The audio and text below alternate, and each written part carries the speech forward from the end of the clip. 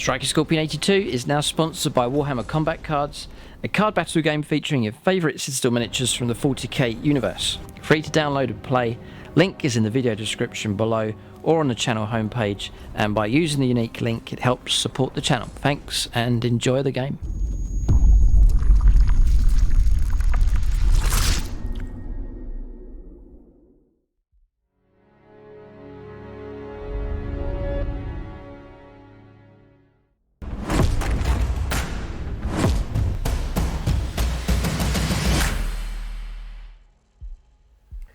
Right, welcome to another complete army video. I'm back at this series again. So as the army gets finished off, painting wise, list wise, I'm very happy with the list for 9th edition and the new codex. Then I'll be producing a video for each of the factions that are ready. And the idea of this video, a little bit of hobby time. We're going to zoom in, take a look at some of the models just for a short bit, and then we'll get stuck into the list. The whole structure of the list, we'll talk about strategy, putting the army together, what units I've gone for, why I've taken them, what upgrades, unit sizes. We'll talk about stratagem, combinations, tactics throughout the game, and then we'll gradually build this list up here. And you're free to copy this list in its entirety if you so wish. What you should find in the description is the full army list here, so everything laid out, all the war gear, the points, values and so on, so you can copy the list exactly. Any painting videos as well for the Thousand Suns, you'll find those in the video description below as well. But the idea of this video is just to immerse yourself in Thousand Suns, the way they operate in the current book, and all about building a list. You can take elements of this and copy it, so use this as a resource for your own Thousand Suns collection. So before I get stuck in, I'll mention the channel sponsor, link for them in the video description below. The Outpost, they do discount 40k, so if you're looking to expand your Thousand Suns collection, or indeed get stuck into collecting them, then do check out the Outpost. They do discount 40k about 20%, sometimes more. Hobby accessories, paints, brushes, other gaming systems as well. So it's a great way to save on collecting Warhammer 40,000 and other gaming systems. When you use the unique link, the actual link that's in the video description, it does actually help support the channel as well in a small way. So the Thousand Suns, I really love a Thousand Suns collection. Primarily it was the sculpts, the resculpts in plastic of the Rubric Marines. Mostly it was them. Just when I saw those and resculpted by Games Workshop, I thought I've got to collect Thousand Suns. Hadn't really got into Chaos before, but I thought that's irrelevant, doesn't matter the models. The models are amazing. Now they are a painting challenge for sure, there's no doubt about that. If you're looking for a quick army to paint, well, it depends on how you do it, but if you want to go for the detail and to really get the most out of the sculpting work, then they will take a while to paint. So they are quite a challenge, but you know, the theme of Thousand Suns is so strong. The colour scheme, the sculpt, the style, they really are unique compared to anything. So I'm a massive fan of them. So there's these sculpts here. What we'll do, I'm going to zoom in, we'll take a look at some of the models, just to give you a close-up, just a chance. In battle reports, we play the games and move the camera around, but a chance to actually zoom in and have a look at these models here. So just a standard Rubric Marine. The style, this sort of Egyptian style with the gold and the turquoise kind of colours. I just went for the standard sort of colour scheme. There's all different kind of styles you can go for, but I just like the way they are painted on the box art. So that's what I copied. There's the icon of flame on him. And this one's got the, I don't use it for the loadout that I have, but there's the flamer option there. Warp flamer. And there's just a regular Marines there. You got the famous Soulreaper cannon. Very cool. But just have the whole head crest on these. Just the gold and turquoise. Just that unique colour scheme for the Thousand Suns. Just such an iconic legion within Chaos Space Marines. That's the Aspiring Sorcerer. Fantastic sculpts here. When Games Workshop redid these, it was these Rubric Marines being redone. The Terminators, yeah, I like those, they're okay. Like so. Nice. But it wasn't those that drew me in, it was the Rubric Marines and also the Exalted Sorcerers. So I'll show you these ones. There's just nicknames I've given him in the game. Disco Inferno, because he's got the two flames there, and then he's on the disc. So just sort of nicknames they've been given. So let's here, look at the book. The detail on the sculpt is just incredible. So you get, when you get these, you get a box of 3. And you can change the poses around, the heads, the arms, the loadouts. You can have him on foot, you can have a different one on disc. There's so many options to go for. And then this one here with the beaker, as he's called in the games. The way the cloak just spreads out like that, and the way he's levitating off the ground. The sort of the strange claws he's got. The detail here on the staff. Absolutely fantastic. And this one here, one of my favourites actually, Chicken Wing, just lunging forwards here with the stave. Look at the details here. They are glorious, they're incredibly good. So I saw these, I thought I've just got to get into Thousand Suns here, and there's a big gap for them on the channel, so very glad to have collected them. Thousand Suns players that I know seem happy enough with their collection. Others have said it is a challenge painting them up, so be prepared to put the time in. Now, having said that, there is a number of tutorials for Thousand Suns on the channel, so I'll link them in the video description below. I think in one of them I'll show you how to paint a Rubric Marine, so one of these boys here, and you can use that process. It will show you how to get all the glinting effects on the gold. I think I covered the basing, how to do that. All the colours that you see here, there's a lovely colour on these cloaks here, how to do the armour, edge highlighting, gems, the eyes, the crest, the ridge here, all of that, and you can transfer those skills over into painting more complex models like so. But it'll be the same process, whatever type of model you decide to go for. I believe there's also a Maulerfiend painting tutorial, so one of the larger models here, there is a full tutorial for that as well. So how to paint something on a much larger scale. And Thousand Suns, whatever you've got access to in the book, you can take that colour scheme, iconic colour scheme for Thousand Suns, and then just put it onto what really is just a sort of standard Chaos Space Marine unit, such as the Maulerfiend. As you see here, I'll zoom out a little bit more. So for Maulerfiends, you can, I took 3 on my list, so to add a bit of variety, you can perch them up on top of rocks. This one's lifting himself up, just riding the crest of this rock just here. Those are just rocks from the garden. No problem. You can just pose them, super glue them down. That adds a nice bit of weight to the base as well. Just because it's the same model, so to try and vary things a little bit, he's lunging forwards, he's arched up. And then for a bit more variety and a bit more theme, this one here I took old spare parts from Blood Angel's Dreadnought kit. It was when I was painting my second librarian for the lists. There's plenty of spare parts came with it, so just built up a smashed up Dreadnought with the spare bits. A bit more of bits here as well. So imagine he just slammed into a Dreadnought, smashed it to pieces, and just rolled on ahead. Kind of style of the Maulerfiend here, it just smashes into things. So that's the idea of him. And then I get a lot of questions about the Daemon Prince that I use. So there he is.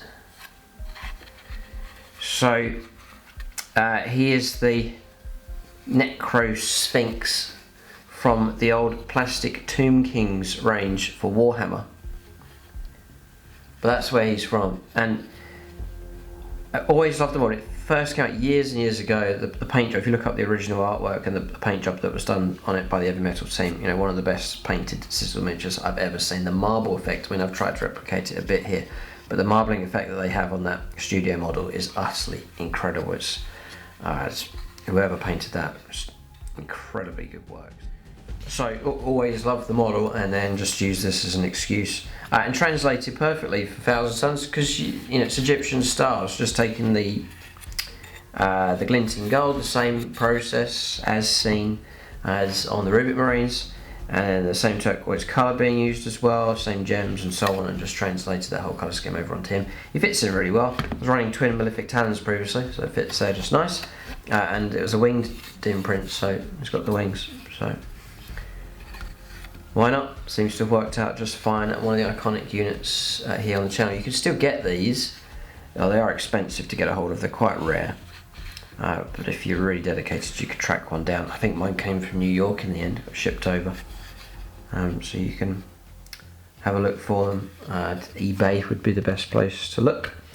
Then I'll zoom back in again and show you a few other models now, so I'll just give you an opportunity to see these. So it's Ahriman on the disc. Took my time painting him, but again, the same painting process. Beautiful model. And then these are the newer models. Just here. Now these aren't 40k, these are Age of Sigmar. Bone Reapers, I believe they're called. Now I wanted, and you'll see them in the list here, I had some models to represent Chaos Spawn. The standard generic Chaos ones just didn't fit, and they're just common, and didn't like the sculpts on those.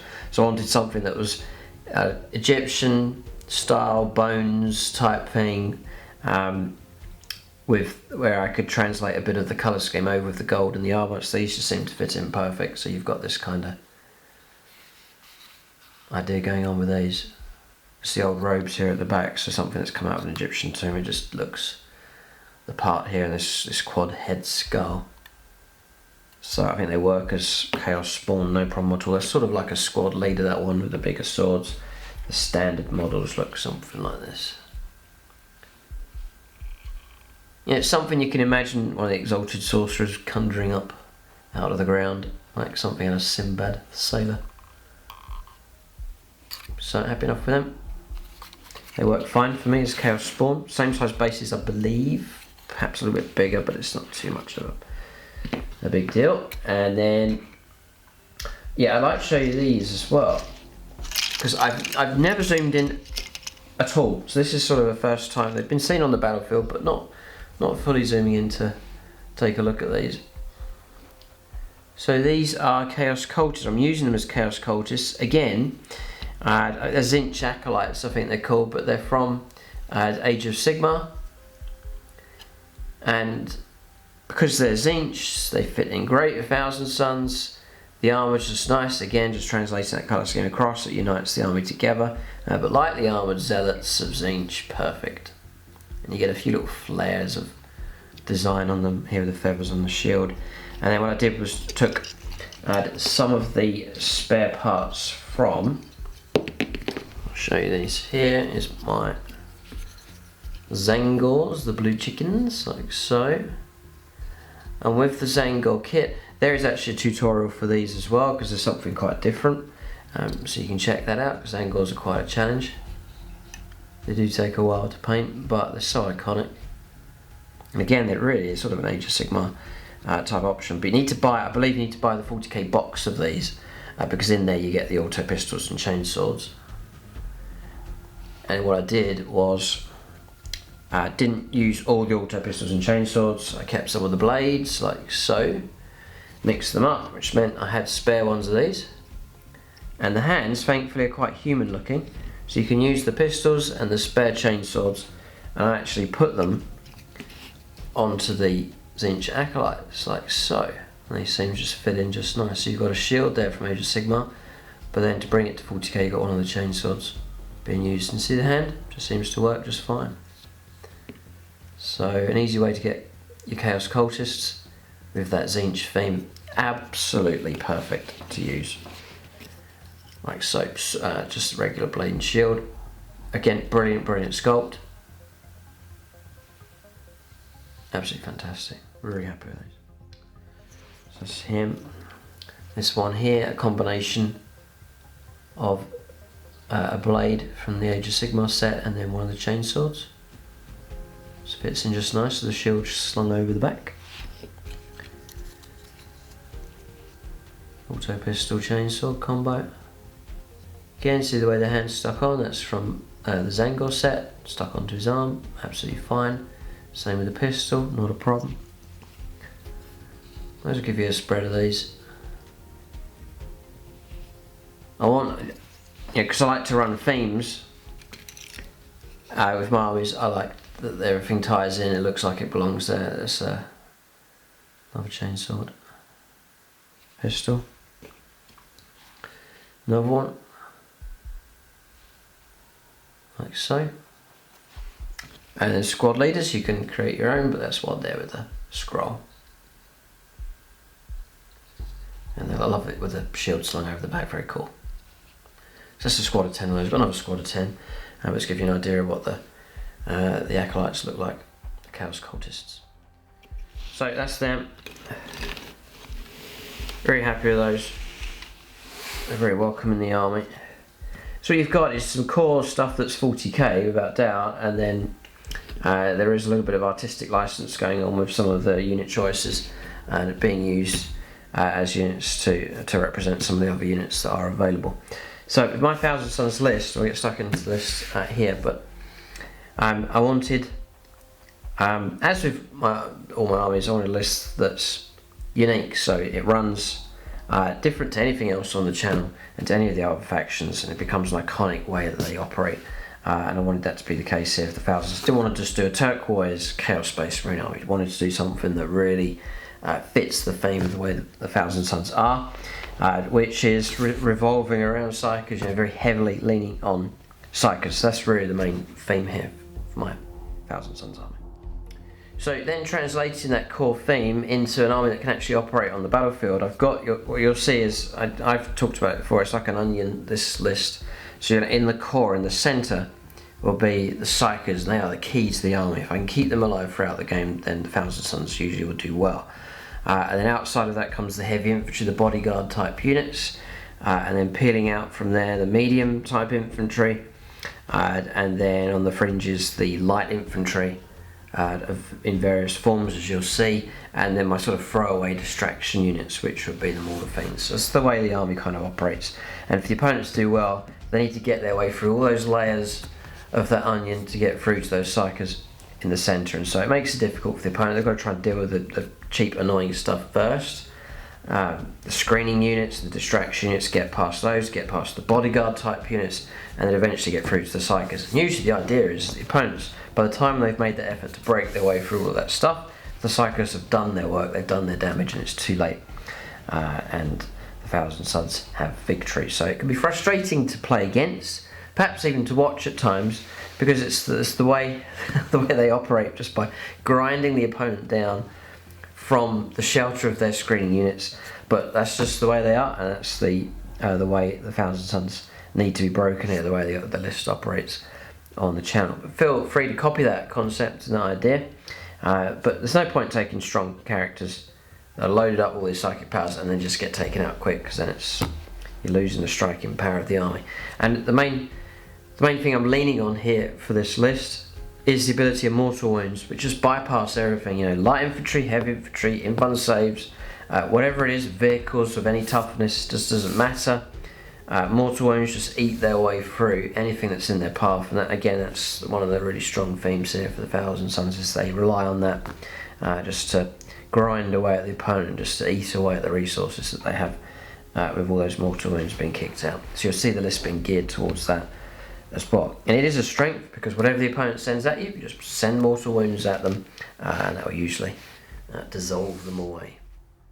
Which is good, it creates a challenge to take on, and so far the Thousand Sons have been doing well. They've done well in the previous older codex, and now with this codex they seem to be doing just fine. So one of the tougher armies to take on the channel, and at the same time keeping a nice theme. A nice variety of units, as you'll see. Some Age of Sigmar stuff being brought in, some nice themed stuff being used as well. So what we'll do is we'll build up the list. We'll gradually start to assemble the army, and you'll see the whole thing towards the end of the video. I'll just work our way through in order. So the first step really is the structure of the army. Now with the new changes for command points, you start the game off. This is a 2,000 points list, so you start the game with 6 command points. Which isn't as many, but you're getting more points as the game goes along, so that's one of the bonuses. Starting off with 6 CP, and before this I was running a battalion and a patrol. I'm still going to stick with that because of the number of slots that I need for HQ. I could change the list around at some point, but I still think there's a strength for keeping all those HQ choices. So You get the battalion, that's not going to cost any CP, but going to have to lose 2 CP to pay for that patrol, which is okay, so drop down to 4. Then Relic and Warlord trait I'm going to take, and then there was another Relic, but I'm going to drop it, so that takes you down to 2 CP. Now, previously it would have been a panic if you're on 2 CP, but safe in the knowledge that there are command points on the way as the game gets going, so it's not too big a problem, I don't think. I think that should be quite workable. So 2 command points is my initial starting point.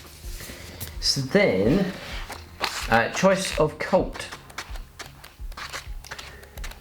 So I am a big fan of being able to bring back units onto the board. So I've gone for Cult of Time. And by all means, in this video, it's a chance to discuss, to leave your own comments and suggestions about my list, to talk to other Thousand Sons players, to learn from what other Thousand Sons players are saying. They'll leave their comments in the comment section as well, so it's a chance to see what other people are up to, a chance to be inspired. I may well see some good suggestions as well for some future changes, but by all means, make use of the comment section as a chance to leave feedback about this list here, but also just general tactics and so on about the Thousand Sons. But the choice here, I've gone for Cult of Time, and the main reason, yeah, well, there's 2, but the main one's to take Time Flux, so it's a blessing. Now you'll get this across all of the units, or all the cycles will get it as an extra power. Warp charge value of 6, which really is 5 because you're on +1 for your psychic test. So Thousand Sons, it's very likely this power is going to go off. If manifested, select one for any Cult of Time infantry unit within 6 inches of the psyker, or the psychic unit can do it to itself. You can return 1 destroyed model from the unit to the battlefield and all its wounds remaining. So the model gets back up, it's back to full strength. Now, I think that is, let's have a look here. Yeah, so Rubric Marine, for example, to resurrect one of these, it's very, very easy, and you've brought him back, and that's 20 points. Pretty good. If you bring back one of these, 40 points. Now, if you're doing that after a few turns in the game, all of a sudden, you're resurrecting a good number of points back to your list, and it really does help. I will share a little bit of just about Tactica. What you can use to really demoralise the opponent is you can combine it with. There's another stratagem in here. Yeah, it's warped regeneration. So use the stratagem in your psychic phase after manifesting the psychic power of Thousand Sons unit from your army with an unmodified psychic test of 9 or more. If it contains a model that's lost any wounds, and you restore D3. If not, you can restore a model. So you can actually, there's potential with that Cult of Time to restore with the help of that stratagem to restore multiple models back to a unit. That can really help, because often you'll see in games my squad of Rubric Marines will take a hit. It's quite significant damage, but then there'll be a gap where they can start to recuperate themselves. They can just start adding models back on, strengthen themselves back out. Perhaps they set on a key objective somewhere, and so that can really help out. It's not really costing you anything, it's just psychic powers and stratagems to do so. So that can annoy the opponent, because I've seen it happen many times. They go after the Rubric Marines, just for an example, they don't quite destroy them, and then just seeing them just replenish their ranks, rising back up again. Very famed, and great to see that happening on the table, and strong tactically wise as well. So Cult of Time also grants me access to the Hourglass of Manat relic. So the first time the bearer is destroyed, you keep it to one side. At the end of the current phase, set the bearer back up again. So there's no roll, it's guaranteed to get back up as close as possible to previous position, not engage at range, and D3 wounds remaining. Huge thing to be able to resurrect a model, especially if it's one that's really well equipped. So that's Cult of Time for me. I'm still a big fan of that one from the previous codex and continuing it on. Thousand Sons +1 on the psychic tests. Again, I'm building the list around the strength of them and their hallmark, which is strong on psychers, and so that's the way I'm running them as here for this army. So that's sort of the structure. So what you're looking for here, as we talked about already, is the inner core And it's all very sorcerer type, like inner circle type stuff going on. So again, another nice theme to match in nicely with these. But you'll see these core characters, just tons of psychic powers, kicking out loads of mortal wounds. You can see a lot of that happening. And then sort of bodyguard, heavier type units, then the light infantry, screening units, and then the throwaway units. So you're going to build it up that way. And it means you get a nice good spread of stuff across the board, and the sort of nucleus, the central inner circle going on with them. So really, a scary part of the army with the mortal wounds is coming from my HQ choices with all these different psychers. So we'll start off with one of the stronger ones, and it's Ahriman here on foot on a disc of Tzeentch, like so. There he is. So we'll just clear a little zone for these models as we bring them in. So we'll just bring Ahriman in just here, and we'll cover psychic powers. But what you've got is he comes to 180 points. So this is what I'm saying about keeping him alive. You can't get him picked off on turn 1, turn 2 in a silly combat. And I've made that mistake plenty of times myself, so I'm speaking from painful experience. You'll see, yeah, I've got to go aggressive with them, but it's got to be done in a way where I've got to try and protect these. The opponent's going to go after them, and so I've got to watch out with these characters, because they are the most efficient. You get the most out of them when they survive one turn after the next, just kicking out the damage, just keeping it going. But keep them alive, vitally keep them alive at the same time. If I lose that psychic punch and the mortal wound is just straight away, then the opponent's going to be a much stronger situation. So Ahriman's got 6 wounds, quite durable, 3 up save. Armour of Contempt is a major thing now. It's going to help out all my sort of Chaos Space Marine vehicle models, ignoring that -1 that comes through. So it's again helping to add to the durability of my sort of bodyguard type units, which is great. So yes, he can fight in close combat. He's got 5 attacks, hits on 2s. He's fighting at strength 7, AP -1 and 3 damage, scary enough, but I must resist sending him into stuff where there's a chance, or a higher chance, or an increased chance that he's going to get taken out. So still got to watch out for that. Now, so psychic powers. He's on +1 to his psychic ability. He can move quickly around the board with the disc. You can now jump 12 inches with it, fly keyword, and you can move 12 inches. It's vital for him relocating to make sure psychic powers go ahead. So you can move 12. I can advance him, and he can still do psychic powers. So the ability to relocate nice and quick to where that damage needs to be done is key. So the speed of some of my psychers is very important. Now, yeah, he can attempt to manifest 3 psychic powers. So he is on a real high level, and then he can deny 3 as well. Crazy. He's got a 4+ invulnerable save. And then he rerolls all his psychic tests. Just, that's it, straightforward roll, just rerolls all his psychic tests. So very, very reliable indeed. And he grants reroll ones for hits as well. 1,000 Suns. Core models within 6 inches. So that's all good. So you give bodyguard units to them, like Rubric Marines, Terminators. They'll benefit from that by getting reroll ones as well. So it's a great combination. And then sheltering them behind units, you're going to shield them with Lookout Sir as well.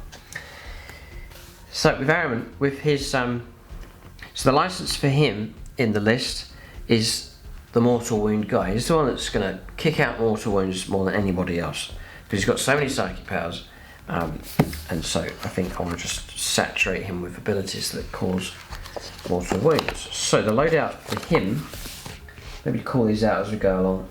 He's obviously got Smite with +1 and rerollable. And then on top of that, remember there's a strategy that lets you manifest an extra psychic power, so you could kick out 4 psychic powers in a turn. It's a lot. And you almost feel bad sometimes with the damage just pouring through, but you just have to stay focused. Tzeentch's Firestorm goes off on a 6 or a 5, so it's very likely it'll go ahead. Selects an immunity of an 18, invisible, doesn't even have to be the closest. It's 6s is mortal wounds on 9 dice. If your power is unmodified 9 or more, it's 5 pluses for mortal wounds, which is quite scary. So that's good. Then on top of that, I give him Doom Bolt. Goes off on a 5. Closest unit takes a straight 3 mortal wounds. Nice solid lump of mortal wounds coming through with that one. Great. Maybe got Smite on top, or Super Smite possibly. remember you've got carbon points, can push the power up to tip it over into the higher scoring results, which will help Tzeentch's Firestorm. It will help Smite as well, just to make it into a super smite. So the amount of mortal wounds that come through is scary enough. And the other power that I've taken for him is Desecration of Worlds. So it's a warp charge value of 7 for this one, or 6. If manifested, select on a unit within 24 invisible to the Psyker until the start of the next psychic phase. Each time the unit makes a normal move, or advances, or falls back, or makes a charge, roll a d6 for each model in that unit. On 6 it's a mortal wound. And it's crazy curse with that one. Fantastic range on it. You can pick any unit you want. Just within range of visibles, doesn't have to be the closest. Real nasty one, that one. So, you know, you could hammer one particular unit with a load of mortal wounds, and then just curse the other one with Desecration of Worlds. So far in games, loaded up like this, he's been a menace, an absolute menace, and the opponent, the annoyance that they struggled to get rid of him because he's hidden. He's kicking out these psychic powers from behind other units, behind screens, layers of stuff. And so in a powerful position when you're able to do that. So, because I want, you know, a few psychers, a few more wounds here and there, and you don't tap into the real power of the 1,000 suns that you can do. So, you know, and you're paying 180 points for a psyker who's built to do psychic powers really well. You may as well load him up to try and kick out a lot of damage because you have paid a lot of points. 180 points is a lot just for a psyker on a disc. So I've just maxed him out with mortal wound potential is the idea of Ahriman. So that's him. So you'll see a few elements to the psychers. You'll see some psychers that are there to benefit other units that are nearby, so they will shelter a lot in the game. Then you'll see others that are a bit more tactical, relocating, still trying to be safe, but relocating to cause damage or to assist other units that are stretched out on the board. So he's more of a, he won't sit in it. He's got a license to roam and to damage as much as possible, as opposed to sitting around trying to bless units that are slowly marched up the table. So that's his role. Next we'll talk about the Daemon Prince. So this guy here, he's actually going to be the Warlord. So you're going to pay a CP now for a Warlord trait, pay a CP for the Relic, which I will pay those CPs because it really does help and enhance him. So be gladly still paying those. So Daemon Prince with wings is 140 points. Wings is 35 points, and then 10 points to take the sword, demonic sword, Hellforged sword. Now it just represents on there. I can't see that being the problem. It's got wings as well, so it's nicely represents on there also. So total points though for him, 185 points. Another expensive HQ choice. Again, worth keeping him alive. You see the size of the model, and it surprises people at times. You see the size of the model like this, or even if you're going to take the regular Daemon Prince model from Games Workshop. He's 8 wounds, so he hides behind stuff, infuriating. The opponent can't get to them with shooting. They've got to try and work their way through the different levels to reach the HQ choice. So for him, this guy's again similar to Ahriman, a license to roam, but for him it's more, psychic powers. Yes, to stay alive, kick out psychic powers for sure. But he has that speed. With the wings, he's going to go 12, and he has license to lash out in close combat. So he's a good close combat option. Tough and hard to bring down as well. So with him, you're getting strength 7, weapon skill ballistic skill 2+, movement 12, 8 wounds on him to try and get through, 5 attacks as base, 3 up save, 4 up invulnerable save. So there's a good stat line there for taking stuff on in close combat. And then the sword's pretty good, +1 strength. He fights at strength 8, 8 -3 and 3 damage. So there's nice potency there. You can hack down a character that's not too well protected. Malefic Talon. It just says he comes with Malefic Talons. So I've even justified it by saying, like, these are still Malefic Talons, and then there's the sword, like this. you could run it that way, damage 3 tail. You could work it that way, so it all fits in quite nice. Now, He grants reroll ones again, and then he can manifest 2 psychic powers, and he can deny 1. So that's all good. He's got another psychic being added in, another potential model that's going to kick out some smite and so on. For his psychic abilities, I run him on Twist of Fate.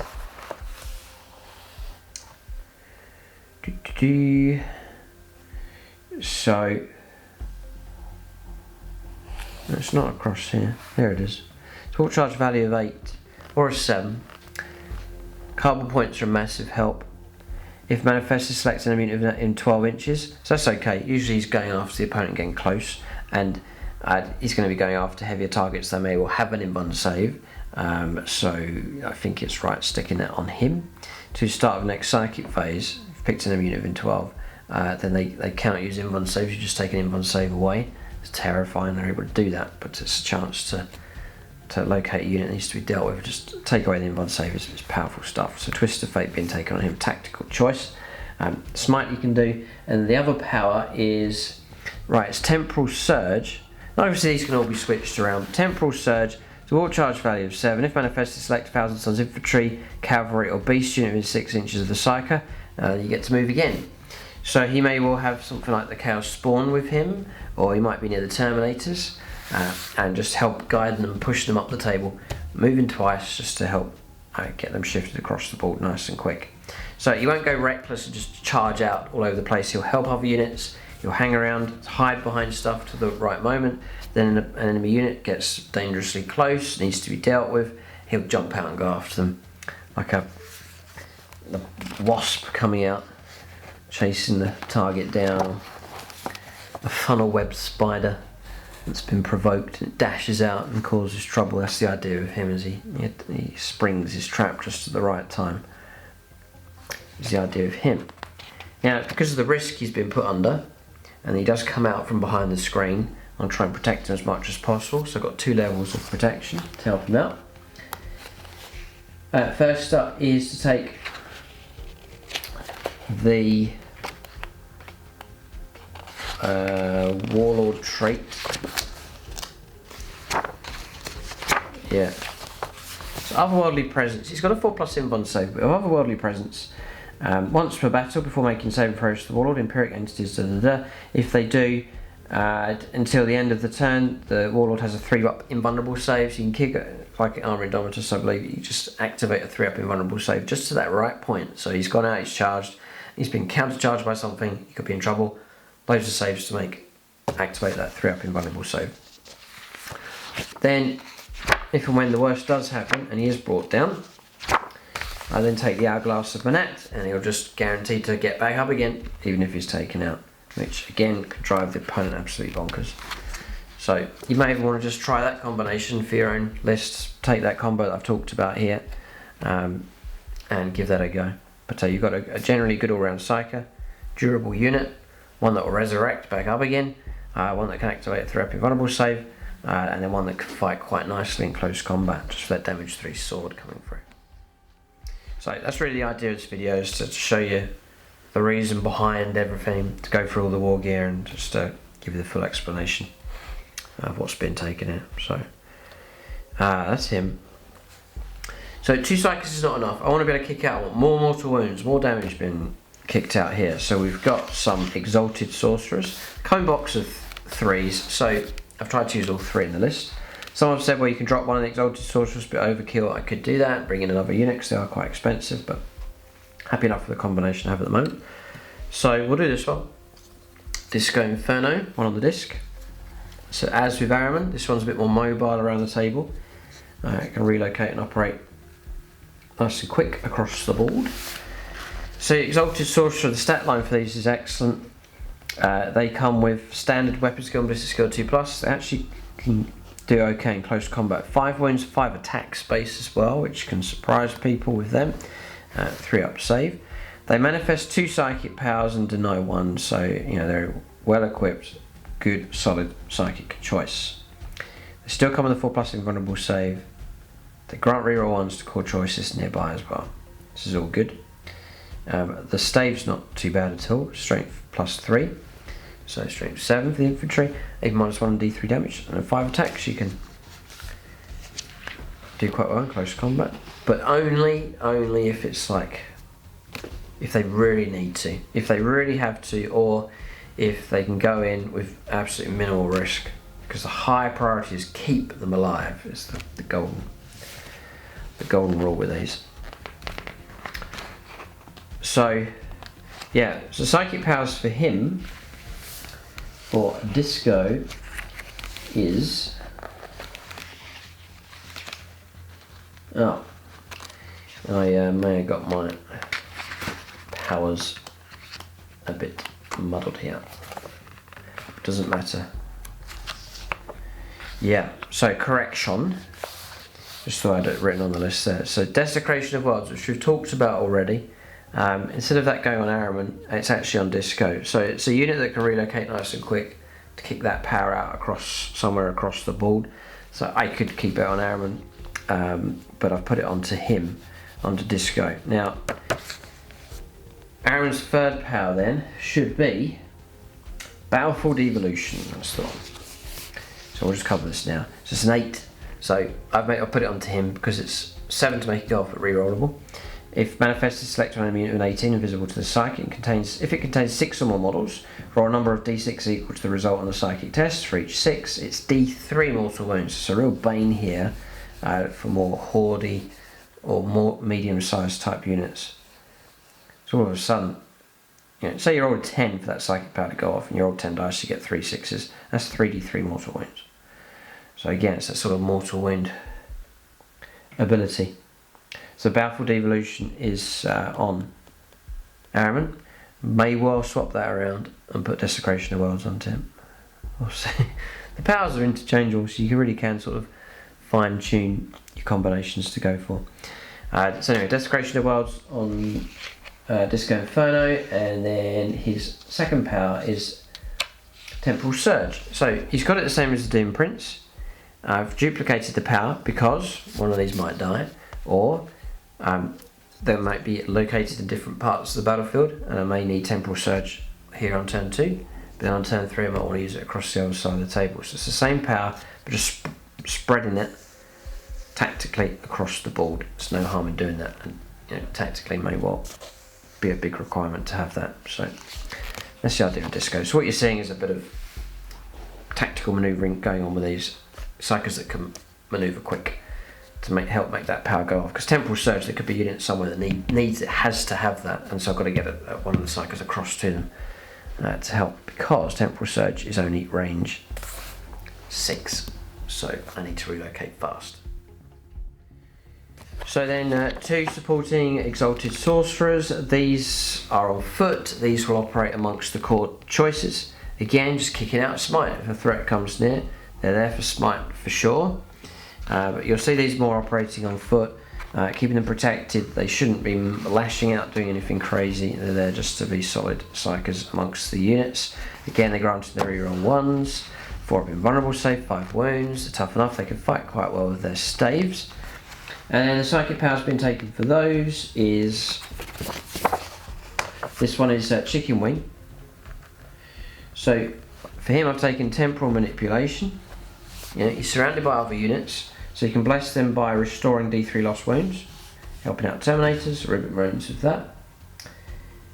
Or a Psyker in amongst the crowd here that's taken the perils. Just top them up, or a damaged Daemon Prince, fresh from combat. Hang on a second. Yes, I can. You can't do it on vehicles anymore, but it just says 1000 Suns model, so I can put it on monsters, which is great news. And then the other one is Presage. Excellent power. Value of 7. 1000 Suns unit of an 18. It's +1 to the hit roll. Any kind of attack. So you can help out a shooter unit. You can help out a unit in close combat, +1. So excellent power. And so, if I lose that cycle and he dies, I've lost Presage. Tragedy. So keep him alive, just keep kicking out the powers. So Presage is one being taken, along with Temporal Manipulation. And then finally Beaker has Weaver of Fates. So the 1000 Suns unit in 18, they get a 4+ invulnerable save, massive help, can help out the Terminators, help out the Chaos Spawn, who have no invuln save at all, so it's quite a crucial power. And then Glamour of Tzeentch, which is -1 to the hit rolls to try and help protect the unit as well, which can prove quite crucial. You know, got some dangerous enemy units crashing down. I cause some damage, but I'm not going to be able to stop them, but I can try and hamper their efforts to hit the target. So Glamour of Tzeentch is another power. And so with those, I like all those powers and there's a use for them, and so I'm a bit wary about dropping an Exalted Sorcerer and at the same time losing those psychic abilities. Finally, there's more psychics available. So I'm running 17 cull points of all of this, which is the other great thing. I've got so many high scoring units here. Cull points. Look, Magnus Thread you get 4 points, but for Ahriman, for each Exalted Sorcerer and for each Daemon Prince you get 3 points. So 3, 6, 9, 12, 15, and then I get 1 each for the Scarab and Aspiring Sorcerer. Yeah, so 17 cull points, which means I can do at least 2 really good ones each turn. Yeah, cull points are a nice strengthening addition here. Been rewarded for taking psychers and helped. Yeah, and you know, the games I've played, it is the 1000 Suns psychic phase is feared. It's like, oh no, it's a psychic phase, and that's the way it should be because that's where they're meant to be really good. So I take, yeah, on the Rubric Marines, I take Empiric Guidance. I'll cover these now.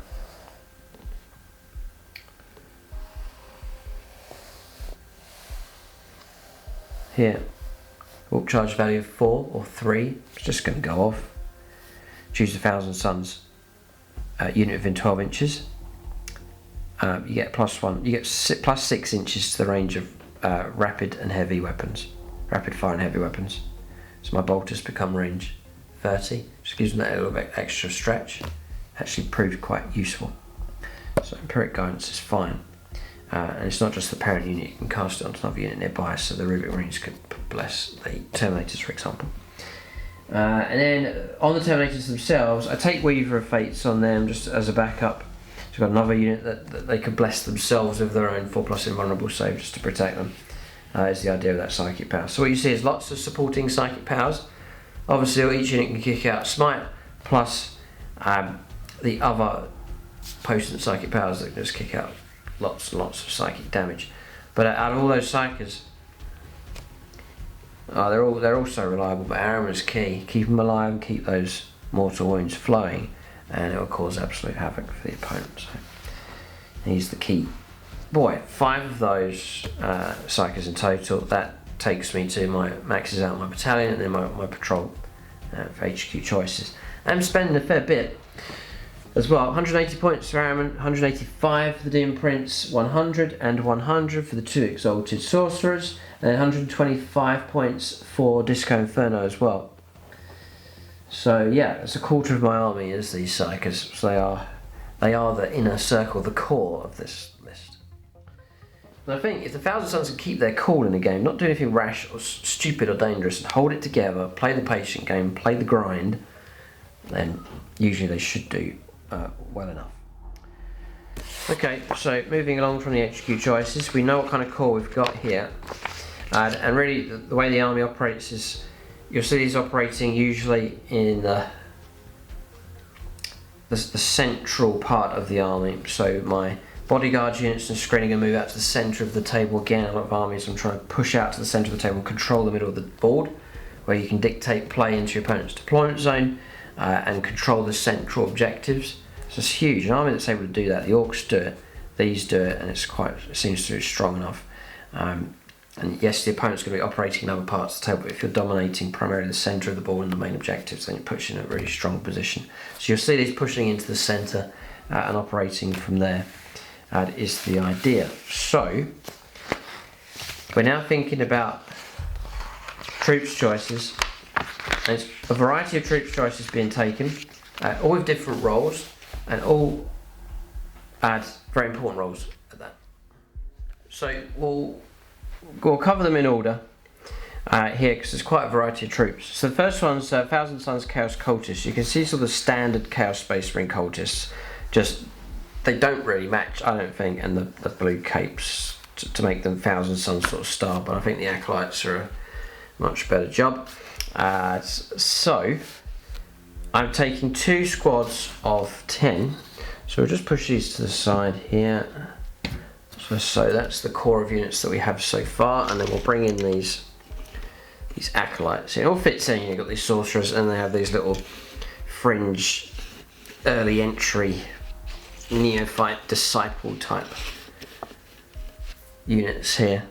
Occult members, they're just the following of them. I've got another unit of 10, so I'll add these in as well. Let me put them in here. Just 10 of these, like so. So I'm running 2 squads of 10. They are not expected to get involved in the fight too much. Avoid trouble and not make trouble is usually the case with them. So they're extremely fragile, 6 up save, toughness 3, just the 1 wound. They're not particularly fast around the board. But the one thing that they are is troops, and they're cheap. And so there's actually loads of things they can do, and they actually perform absolutely vital part of the list. So for Cultists, you're looking at 5 points each, no upgrades at all, so squads of 10, just 50 points, very, very cheap indeed. Bulks out the army quite nicely, 2 blobs of them on the table. As you're looking at them, if you can see a difference in tone on these are not quite finished yet, just halfway there. The washes and so on are done, but the final glints and highlights and so on is on that squad, so perhaps even on the camera you can see the difference, but just to point that out. So Chaos Cultists, there's 2 options. You can go for the auto guns, or you can go for the extra attacks. I've just gone for the auto pistols and brutal close combat weapon. Just gives you an extra attack, so 2 attacks each. But again, very rarely they're actually going to partake in the game as such, fighting and shooting and so on. It's more of a functional role for these. So different ways you can use them. I would say these are the outer layer of the onion. So these are the very fringe. So they are my expendable units. If they are wiped out and destroyed, it's not too big a deal. They're there to act as screening units, so they're to protect my HQ choices and also my heavy infantry. If I don't want them being charged into on turn 1, or there's a threat somewhere, I can screen with a cheap unit, so the opponent has to chew through the waste of space unit to get through to the more expensive heavier infantry is the idea. So that's partly their functions. They are expendable. They can also perform backdoor duties. They can protect at the back to stop deep strike units from landing along my back lines. They can sit on quiet objectives. We're not expecting too much trouble. If they're sitting on an objective doing their job, it frees up another more important unit to go out and do something else across the battlefield. I can use them to perform actions, raising banners for example, because they're not required to do anything on the table. I don't need them shooting, I don't need them pushing up the table to fight in close combat. They're free to go and do those kind of tactical options, such as activations, actions, holding objectives. I can pay a CP to put them into reserve. I can flank with them and perform Nachman data to help harvest victory points just by turning up on the flanks, and they're so cheap, they're not really going to dent the army if I do end up putting 1 or 2 of these into reserve. So Chaos Cultists, they're such a weak unit, what's the point in taking them? But tactically they're a very, very useful unit indeed. So they're highly functional on my list. You'll see them doing all sorts of different things depending on what the scenario and the game is. Now with Tempest of War, with your army needing to be spread out and being able to react, to take an objective, to occupy table quarters, to form an action somewhere, then these are helpful and useful resources, and it frees up the rest of my list to do the fighting whilst these do tactical stuff. So that's the point in taking them. 1 unit I don't think is enough, I just take 2 units, no problem at all. Then moving into the next layer of the onion, it's still sort of throwaway type units. It's Tzangors. I've taken 2 squads of 10. Now these are tougher, they're toughness 4, they're strength 4. They've got a 5+ invulnerable save, so there's a lot more durability with these. They punch a bit harder in close combat, just the 1 attack, but I give them the blades, so AP -1 with their attacks, they get an extra attack on top of that as well. They did take a bit of a hit. They used to be up to skill 3+, but not anymore. Their built-in bonus is gone. It's a stratagem now, so they're not I just don't lean on them too much. They're sort of a slightly tougher cannon fodder unit basically. And again, the function with these is the same, pretty much the same as these. So they can screen at the front, occupy objectives, flank, and so on. But if they're operating, if an unit is going to operate in an area that's a little bit more hostile, a bit more dangerous, and need a bit more durability, then I'll choose the Xangos over and above the Chaos Cultists. That's the way it operates. So I sort of gauge the situation, perhaps during deployment, then make up my mind which unit's going to get placed where. So very, very quiet sectors of the table, I'll use the cheap unit. If there's a bit more heavy fighting going on, then I'll go to the Xangos. So that's really them, just a bit more of an expensive unit to do a similar kind of job, but just a bit more durability with those. So they are a bit more expensive. 70 points for units of Xangos, no further upgrades for them because they are the outer layer of the onion, expecting them to take the brunt of damage and so on, so I don't want to invest too much in them. The main investment, as you can see, it's all fluffy stuff here that's of no real value as such, but that's the core, that's the area I want to try and preserve those HQ choices. So 2 units of Xangos, I'll put them out across here just to leave space for the rest of the stuff to come. So then moving into the inner layers of the onion here is your heavier infantry, so Rubric Marines. So I run a full squad of 10. People said you should have more, you should have another squad of 10. Yes, good suggestion. They do take a while to paint though. Full squad of 10 did take me a long time, so beware when committing to painting these things, because if you want to do them well, they will take a while. There is a tutorial to guide you. There are some very important hints and tips that will speed the process up for you by a long shot, so do check out that tutorial. It will guide you through and leave you all the tips for achieving the results that you want. So that's those Rubric Marine squads of 10. You can go squads of 5. 210 points. They're 20 points each, and I take the Soulreaper cannon, so it makes them 210. What you're getting is really like a Marine, but it's a better version because you've got a built-in 5+ invulnerable save, very, very useful. You've got your Armor of Contempt now as well, so AP minus, which knocks one off the AP minus coming through. And then on top of that, you've got Order's Dust. So each time a damage attack characteristic of 1 is allocated to model this unit, add 1 to any armor saving throws made against that attack. And also there's no minus for moving and firing heavy weapons. So your Soulreaper cannon, for example, which is heavy 5, no minus when you move, range 24, strength 6, minus 3, and 1 damage. Better than standard Marines as well because of their bolters. The Inferno Bolt gun, range 24, rapid fire 1, strength 4, but it's AP minus 2 built in, which is excellent, and then damage of 1. So these are to act as an even tougher level of protection for my sorcerers. So often you'll see like the 2 Exalted Sorcerers on foot will be hanging around with these. In return, the sorcerers will grant them reroll 1s for shooting and combat, and also bless them with psychic powers from behind the safety of their protections. The two work together. These serve as a bodyguard. If I do start taking casualties, I can start resurrecting models back to play as well, just to bolster the defense. I like to stick at 10. The other big incentive for sticking at 10, as has been pointed out in battle reports to me, is they ignore morale. So you can go nice big unit of those and morale's not going to be an issue. You could lose 9 out of 10 of them and it's not even a roll for morale. They will hold their ground.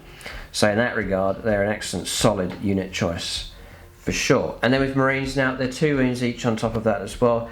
So if you take these, stick them in a ruin, you're looking at a 3-up armor save, 2-up armor save for cover, ignoring AP minus, or taking one of the AP minuses off of damage coming through, then all is dust, an extra saving throw, +1 to saving throw if it's damage 1.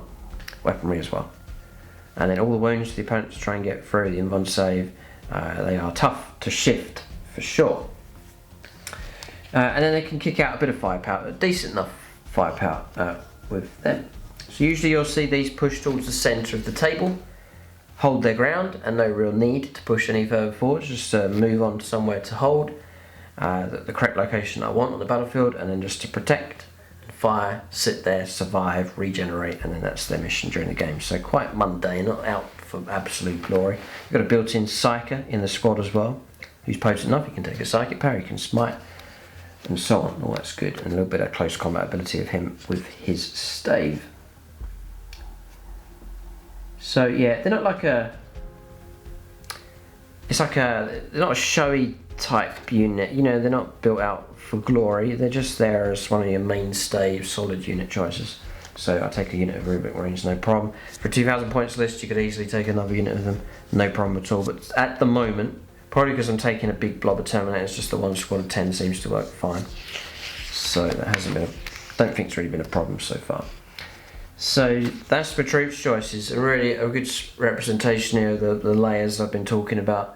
Your cheap acolytes on the fringe, Xangos next, and then Rubric Marines. For example, talking about bulking out an army, you know, one unit of these, I can get 3 units of Xangos for that price, 210 points exactly, or 4 squads of those. So it is kind of balancing it out here with what you can do, hordes and more quality elite troops as well. And you usually see if there is like an objective that I really want to hold during the game, one that I think is a solid one, it's in the centre of my lines, and where I want my psychers to operate from, they'll be the ones that will move on to it. So I think they picked up the pace as well. They used to move 5, they're moving 6 now, so they move just normal. So next, moving on to elites choices. So it's the Terminators. For a long time I had run a unit of, or 2 units of 5 Occult Terminators. People had said down through the seasons of playing you should merge them together as a single unit of 10. I have finally decided to do that, so I'm running a full size squad of 10 of these. Now one big tip, if you're going to get into Thousand Suns and you want Terminators, or you've got Thousand Suns but you don't have any Terminator models yet, buy yourself a couple of boxes of these, and then I wouldn't say you don't have to magnetise all of them, but magnetise them so that you can take the extra weapons or not take the extra weapons if that's possible. So, because for example, now that I've merged my full squad of my 2 squads of 5, I've got 2 sorcerers models. It's not quite right, really. I'm also not running hardly any of the upgrades. I'm not taking Soulreaper cannons, so it would have been handy if that was magnetised to take that off. I could go through my bits box and do it, but it's always better to do that as you go to paint them, you know, build them that way. You can magnetise the Hellfyre missile racks. It's just an addition to add on top. So yeah, that would have been handy to magnetise that as well. So in hindsight, and you know, visually it would look great to have to be able to configure those correctly instead of just doubling everything up, which doesn't look quite right. But it's okay. The opponent understands, and I just mark out who's who, and doesn't seem to make too much of a difference. So Scarab Occult Terminators, they are expensive, but I think the value in them is there. So you're looking at 40 points each. So yeah, a squad of 10 is 400. It's 400 points. But you know, thinking it through, I think they're mightily worth it. Now, to justify that amount of points, they need to work hard, they need to do stuff, they need to accomplish things during the game. So I've got a certain way of using them, which so far has proved to be very, very effective.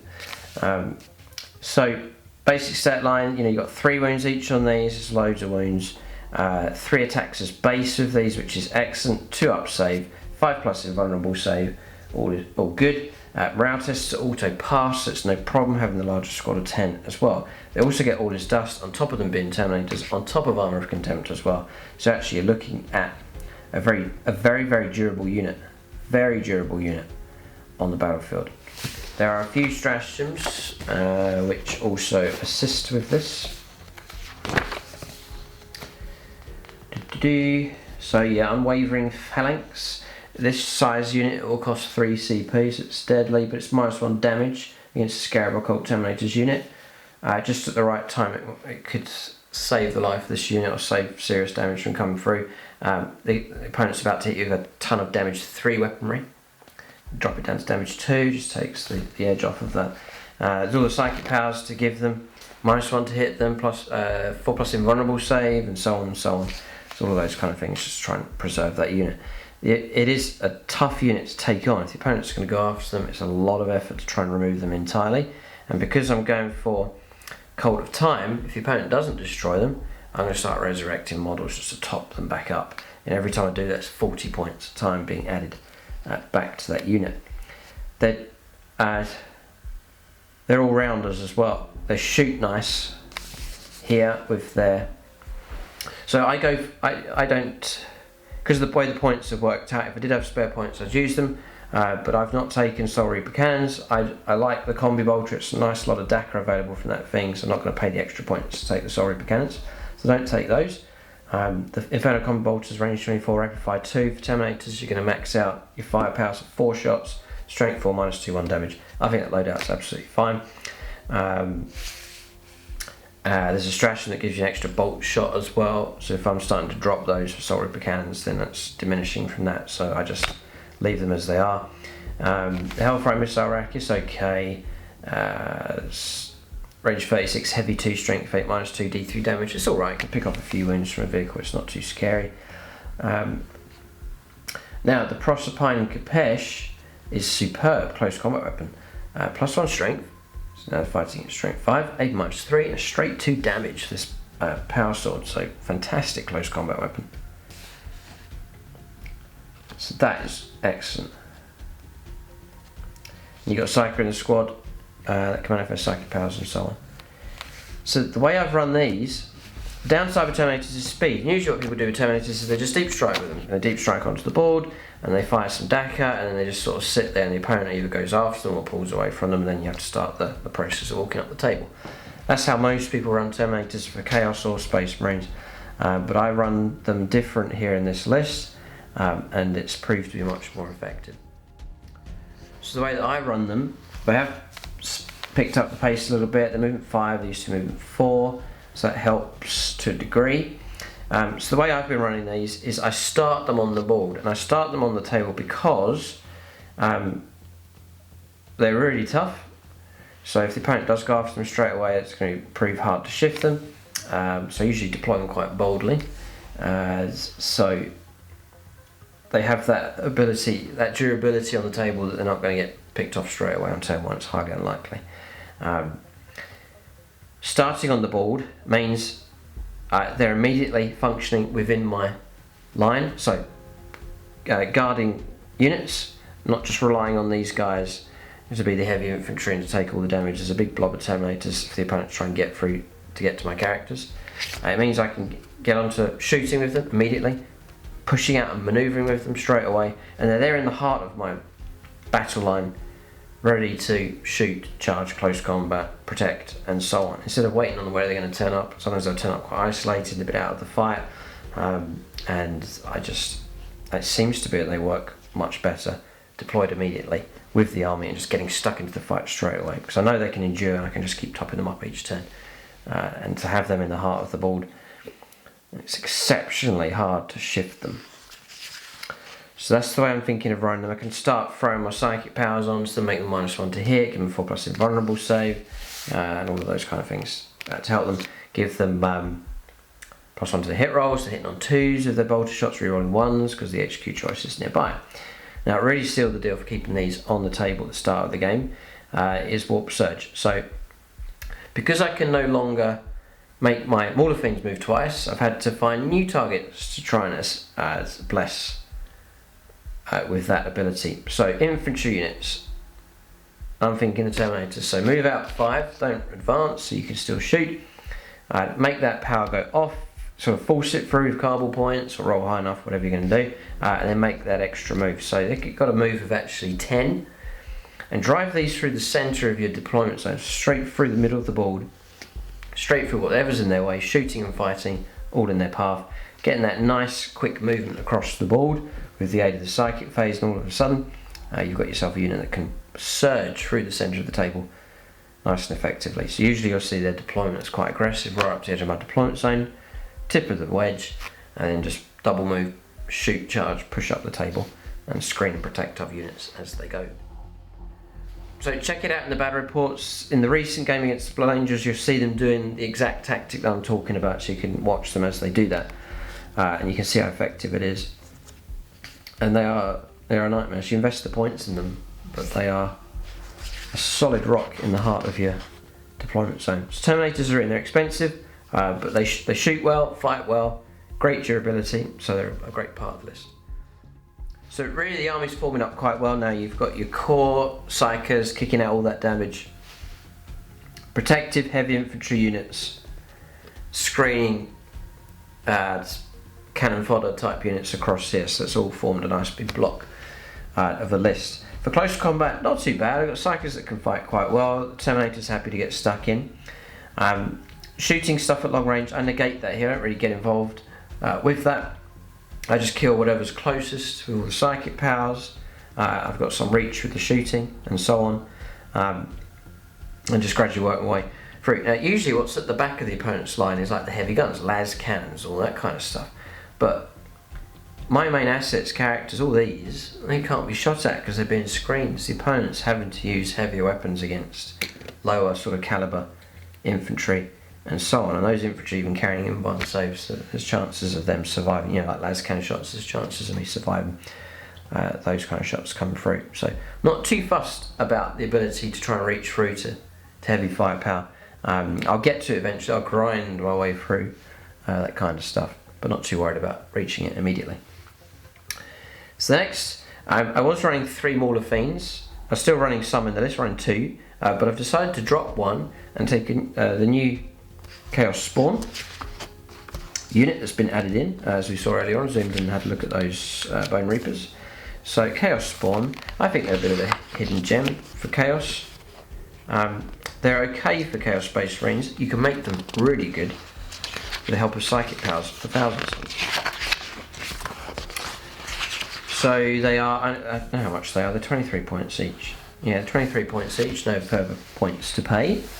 For 23 points, you've got a 5+ save, leadership 9, attacks of 2d3, so 4 attacks on average, 4 wounds each, nice healthy amount of wounds. The toughness 5, 5 attacks, and the movement 7, so not too bad. The weapon skill 4+. And the built-in close combat weapons is strength of the user, strength 5, AK-2 and straight 2 damage.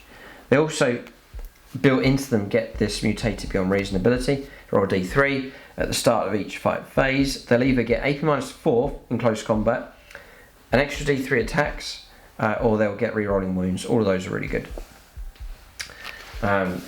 So, the way the points have worked out,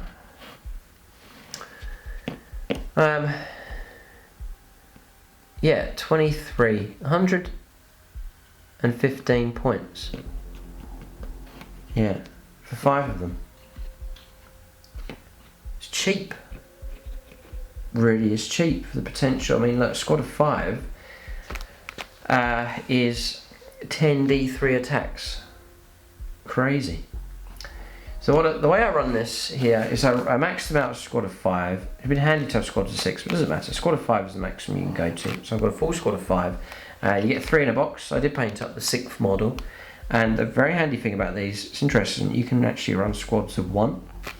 So I run a squad of 5, which I usually put all my bonuses on top of all my psychic powers, and then I just take a lone model who has a function, I can use him in the list.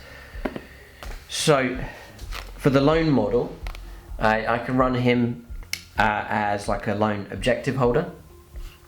I can run him as backdoor duty, so if there is a large area where I feel the opponent may try and drop deep strikers, I'll just run a single guy out like this, tuck him away and just create an area of denial for deep striking units to come down. So you might see him at the back. My army's pushed through to the middle of the table. He then sits more at the back, just tucked away, but making an area of denial for deep striking units to land. So you'll see him doing that kind of thing. Or he can just get involved in whatever combat, just an extra model. But the squad of 5, that's the unit I'm going to put my 4+ invulnerable save on, +1 to the hit rolls, all those kind of abilities. I'm just going to stack -1 to hit them and so on, just soup them up with psychic powers and then send them in. And they'll operate sort of amongst the lines to act as a counter-punch type unit, or I can put them out on the flank to join a surge and a push somewhere, and these guys will help and support. They can go quick enough. Movement 7, and because they're infantry, no, they're beast, but they can still be affected by the psychic power, I believe. Hope so. Temporal Surge, yeah, infantry, cavalry or beasts. So you can get the move twice, and this is where you can catch people out, because now these can move potentially 14 inches. That's as fast as a Space Marine biker. And so yes, they're infantry, they may not look too fast, but 2 7-inch moves and then a charge after that is scary enough. So you can use them in between your lines, form a gap opens up or a threat comes close, and then just double move, send them out, charge them in and throw them into close combat, and they can cause some real trouble. So if that hasn't sold them to you, then on top of that, unique for the Thousand Sons is the first stratagem, Fated Mutation. 1 CP, use your stratagem in the fight phase, and the Thousand Sons Chaos Spawn unit army selected to fight. At the end of that phase, instead of rolling to see what mutated beyond ability, mutated beyond reason ability you take, you just select what one you want. So you find yourself in a certain close combat, depending on what your target is, you can go for the extra attacks, rerolling wounds, or AP -4. And on top of that, it costs you 1 CP, you also get an extra attack for free. So you get like 2d3 plus 1 attacks, or 3d3 plus 1 attacks, which is a maximum of 10 attacks each, which is mad. So, you know, and the great thing is you're paying a very cheap price in points, and all the things you're stacking on top of them are not costing you anything in your army. CPs or psychic abilities, that's it. It's all free stuff being added on to suit them right up. So it's a great way of enhancing the unit, but not actually having to pay the points from your list to do so. So I think that's a good way of using them. So yeah, they're a close combat unit like the Maulerfiends, but they're more as like a counter measure, a unit I can pull out, similar to how I run my Scorpec Destroyers for the Necrons unit, that it lurks in amongst my battle lines, and then I send them out at the right moment to get stuck into close combat. So and they're there to help protect Terminators, the Rubric Marines. Because, for example, I send them out to fight in close combat to damage or destroy an enemy unit that's a threat to these. If the opponent really hammers my Rubric Marines, it's a 200 point unit. If they really do damage against the Terminators, it's a 400 point unit. But, you know, I send out the Chaos Spawn unit, it's 115 points. It's cheap. So if the worst does happen to them, it's not actually a major dent to the list. So that's the way I'm thinking with them. So far, they've proved useful enough. So that's the Chaos Spawn. Really all that's left is some heavy support. The list has built up quite well here. So yeah, it's Maulerfiends. Massive fan of these. So I've got 3, but I'll add 2 in. There's 1. Now I've got some vehicles in the list. Yeah, and then there's a second one just there, and that just rounds the army off quite nicely. So Maulerfiends, a certain function for these as well. So yeah, so just call out some points then. So we've got Terminators, 410 points in total for them. Chaos Spawn, 15 points, and then 23 points for the lone model. Maulerfiends now come in at 140 points, and then I do take the Lasher Tendrils. They're not that great now, but I do take them anyway. 150, 10 points, so it makes 150 points each. For vehicles, it's not too bad a price really for that kind of for what you're getting. Now,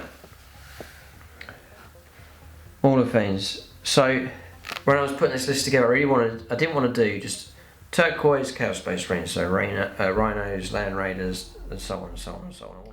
So I wanted unique Thousand Sun stuff, which is all represented across here. Some quirky type units, the Acolytes here and the Bone Reapers and so on. And then out of all of the Chaos Space Marine units, Maulerfiends, I thought, yeah, they'd fit in quite nicely just for the theme with those. So a fantastic model, these ones. So got the 2 of them.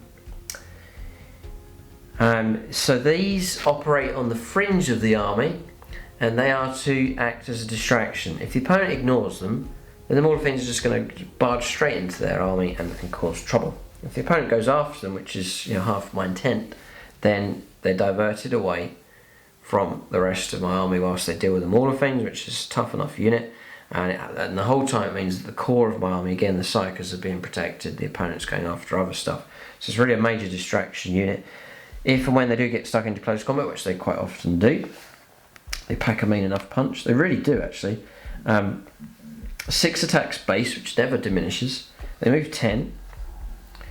The they hit on 3+ now at their full strength. 3 up armor save, got a built-in 5+ invulnerable save. They auto regain a wound. And the fists are ×2 strength, so strength 14, A -3, and D3 +3 damage. They'll shred stuff, bane against vehicles and characters and monsters. So really, really good. The invuln save really does help with their durability. The ability to restore wounds is fantastic as well. The Lash of Tendrils just gives them an extra 6 attacks, but it's only strength 7 -2, 1 damage. But if they're up against hordes, then they can slash a bit more. They ignore all modifiers for charges, useful for going through terrain. Easily forget that one. So what you have here is a unit that's 12 wounds, toughness 7. It's a tank basically, and that 5+ invulnerable save, just to help keep some of the nastier damage away. So I rate the Maulerfiends. They've proved useful enough for sure. The times when the opponent hasn't dealt with them, they just go crashing into stuff, causing havoc. And the whole time, if they can cause a big distraction and divert the opponent's resources, then it all helps to preserve that core part, the nucleus of my Chaos Space Marine list here, the Thousand Suns. So that is it. So that is my themed Thousand Suns army, but all explained to you, the reason for all the choices and the intent of the way the army is meant to operate on the board. So again, just a summary, the core of Psychers, they kick out damage and bless the whole army. Then they're protected by an outer core of sort of heavier infantry. With Terminators, the role for them being this driving wedge through the centre of the table, firing and attacking as they go, protecting other units. And then support from the Bone Reapers here, the Chaos Spawn, it's a counterpunch unit. And then the outer screen made up of Xangos, and the Acolytes here, the Chaos Cultists, and finally some distraction carnivexes, as people use the term, but distraction units in the form of the double Maulerfiends. If the opponent ignores them, I'll just charge into stuff and cause trouble. If the opponent decides to go after them, then it's going to take a while to bring both of those beasts down. So that's the idea here for this Thousand Suns list. So, I don't know, weaknesses? You can leave your own comments and suggestions. Check out the battle reports and you'll see times when the Thousand Suns have struggled. The times I've really struggled is when my characters get taken out. So that's a weakness. Can be a weakness if I don't compensate and protect them enough. Snipers can have great fun just picking them off, which can be a problem. If enough decent sniper power comes through, they can gang up on individual characters and then bring them down. So that can be quite useful.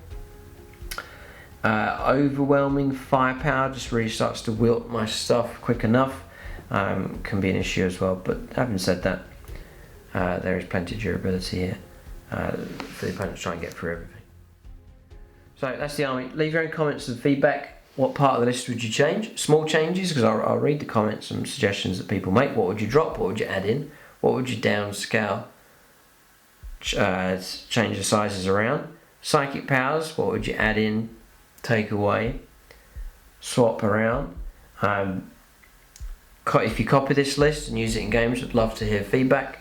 If you're a YouTube channel member, then there's Discord. Come and leave some feedback over on the Discord page. There is a tab there that says Luke's Armies, and on that section you can then leave your own comments and feedback there, and I can interact with you on that tab for my own lists there on Discord. And if you copy the list and do games, take pictures and leave it on Discord. We have a section there for battle reports where people can leave reports of their own games. So there it is. List will be in the video description below. Do check out the tutorials. They're a great resource. They can help you out. If you like the look of the lists and the army, the different units here, just follow the same process. There's no reason why you can't get exactly the same results as you've seen with the miniatures here in this video. I believe there's 3. How to paint Rubric Marines, how to paint Tzangors, how to paint a Maulerfiend. So there's a nice vast array here of painting tutorials available for the Thousand Suns. They are an incredible army, so unique, exceptionally strong theme running with them.